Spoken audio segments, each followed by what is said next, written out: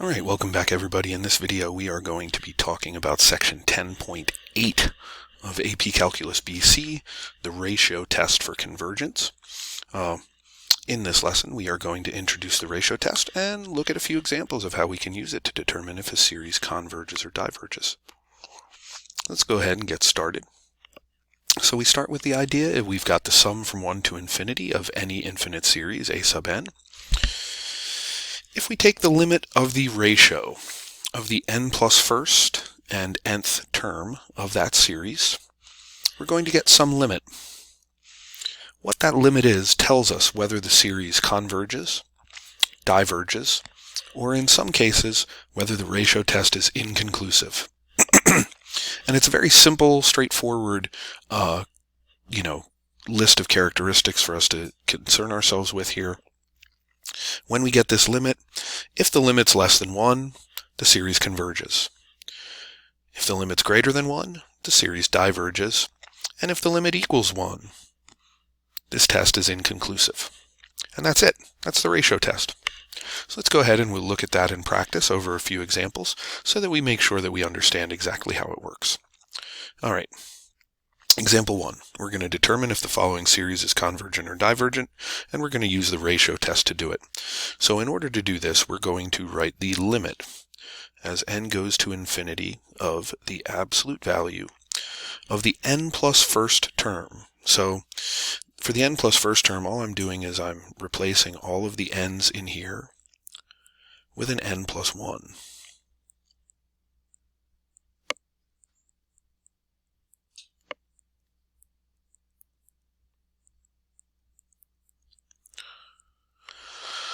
So that's what the n plus first term looks like. So we're taking the limit as n approaches infinity of the n plus first term over the nth term. And the nth term we can just copy directly from our original problem. Now looking at this, this isn't super easy to work with, and usually what I do when I'm applying the ratio test especially with a fraction, well, specifically with a fraction, is instead of writing the limit as n approaches infinity of a sub n plus 1 over a sub n, I will write it as the limit as n approaches infinity of a sub n plus 1 times the reciprocal of a sub n. So usually I'm going to jump right to my second step here that I'm writing, which is going to be to write this negative 10 to the, and while I'm doing that, I'm going to simplify these n plus first terms. It's 4 to the 2n plus 3. That's the quantity n plus 2. And then I'm going to multiply by the reciprocal of this instead. So 4 to the 2n plus 1, and n plus 1, and negative 10 to the n. Okay. Now my next step is going to be to simplify the common factors that appear in this limit. And so let's take a look at what we've got here. We've got a negative 10 to the n plus 1 in the numerator of this fraction, and a negative 10 to the n in the denominator of this fraction.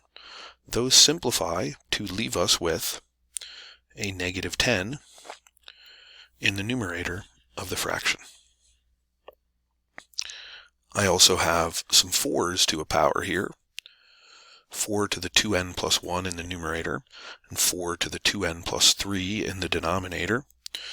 That can be simplified where I just have 2 4's in the denominator. That's 4 squared. And what's left here is I have n plus 1 and n plus 2. Those cannot be simplified with each other in any way, shape, or form prior to taking the limit. And there we go. I've simplified now what's inside of my ratio. Now I'm going to go ahead and take the limit of this as n goes to infinity. As n goes to infinity, the n plus 1 over n plus 2 approaches 1. And so this just becomes the absolute value of negative 10 over 16, which is equal to 5/8. Now that I've found this limit, I need to decide which of the three situations I have. If this is less than 1, the original series converges. If it's greater than 1, it diverges. If it equals 1, the test is inconclusive. We see that it is less than 1. Therefore, so by the ratio test, this series converges.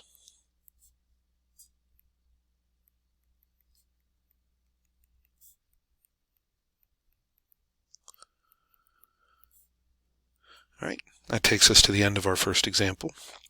On to example 2. All right, example 2. Determine if the following series is convergent or divergent. We're going to go ahead and try this using the ratio test. So we've got the limit as n goes to infinity of the n plus first term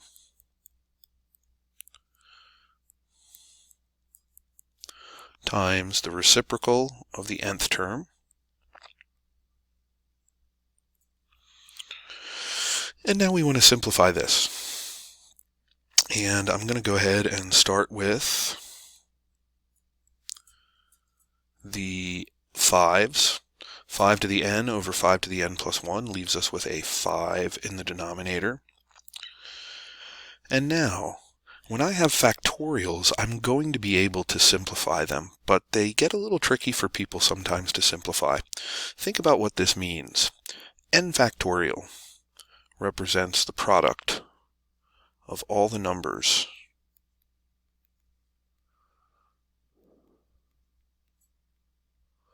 from 1 all the way up to n. N plus 1 factorial means the product of all the numbers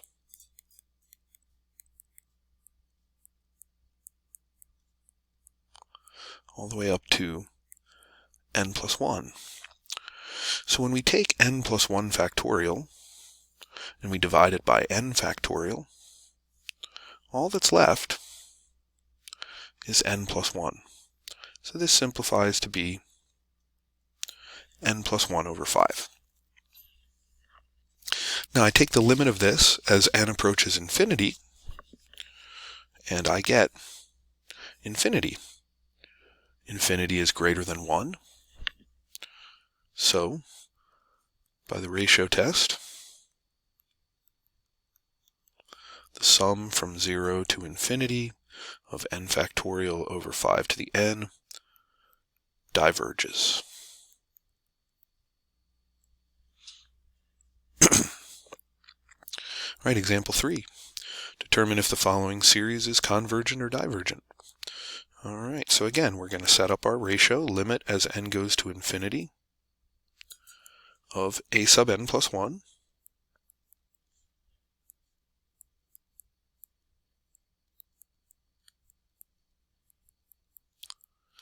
times the reciprocal of a sub n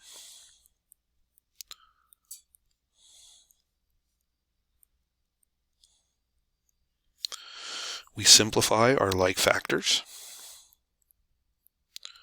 that appear in here. We've got 9s. We've got one more of them in the numerator than we do in the denominator. We've got negative 2s. We've got one more of them in the denominator than we do in the numerator. And we've got n over n plus 1, which we can't simplify prior to taking the limit. And then we take the limit of this. The limit as n goes to infinity of negative 9 over 2 times n over n plus 1. This term just becomes 1. And when I take the absolute value of this, this ends up being 9 halves. 9 halves is bigger than 1. So, by the ratio test, our original series diverges.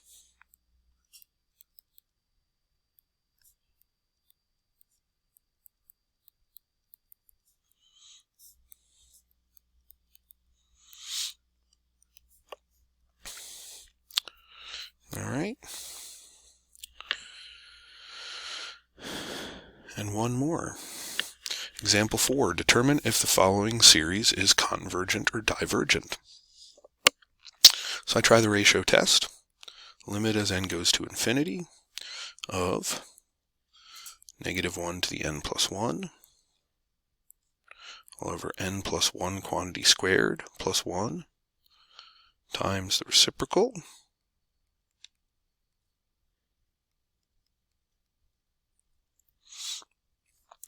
this is the limit as n goes to infinity of negative 1 times quantity n squared plus 1 over n squared plus 2n plus 2. I expanded out the quantity n plus 1 quantity squared. And when we take this limit, we get 1. So, the ratio test is inconclusive.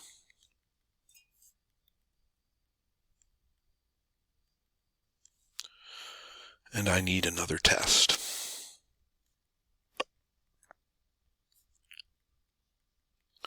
Thankfully, we have a test that we just learned in the last section that works pretty well on this. This is an alternating series. And so, if I take the limit as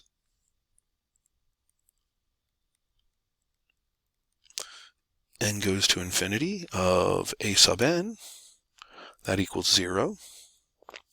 And a sub n is greater than or equal to a sub n plus 1 for all n greater than or equal to 1. So, by the alternating series test,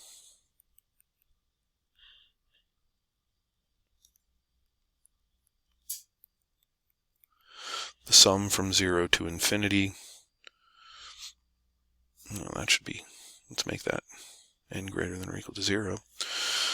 The sum from 0 to infinity of negative 1 to the n over n squared plus 1 converges. All right, so while the ratio test is powerful, sometimes it results in something that's inconclusive, and then we're going to need some other tool in our arsenal. This one worked out pretty well for us. It was an alternating series. The alternating series test worked like a charm on this, and, you know, I probably, in all honesty, should have used the alternating series test on this first, before the ratio test, but I didn't do that because this was a lesson on the ratio test. All right. All right, that takes us to the end of our lesson on the ratio test. You're going to want to go ahead and do some practice, get this test under your belt, add it to your arsenal. It is the last test that we are going to learn for convergence in this unit. So we now have all of our tests for convergence. We're going to come back next time for the last section of the first half of Unit 10, which is going to be a lesson on determining absolute and conditional convergence, which we mentioned last time. But we're going to actually look at how we're going to find that now that we have the ratio test in our toolbox. All right, so have a great rest of your day, everybody. We'll see you next time. Until then, bye-bye.